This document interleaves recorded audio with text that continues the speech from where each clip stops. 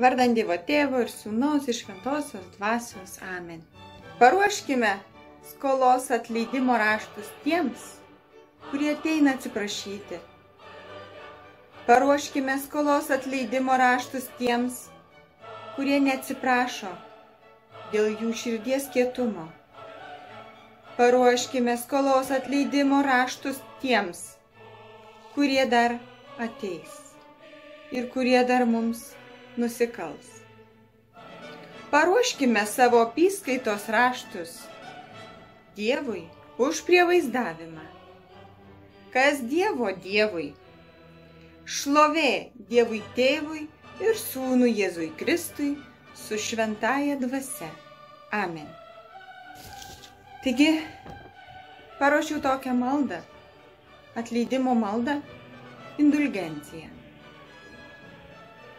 Tėve mūsų, kuris esi danguje, atleidžiu visiems kaltes, atleidžiu už įžeidimus, už apkalbas, už šmeižtą, už negražius poelgius, už širdies skausmus, atleidžiu savo tėvams gimdytojams, atleidžiu savo broliams ir seserims, atleidžiu ir nebelaikau nuoskaudų kaimynams, bendradarbiams, klasiokams, mokytojams, gydytojams, valdžios atstovams ir tarnautojams, atleidžiu dvasiniams mokytojams, atleidžiu visiems visų kaltes už viską, kad ir tu, dangiškasis Tėve, man atleistum Jėzaus Kristaus vardu.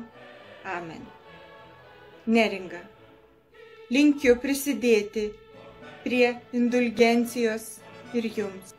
Prašau atleisti ir jums bus atleista. Gerų, nuostabių linkiu metų, nuostabios gavėnios, nuostabaus laiko su artėjančiom šventom Velykom.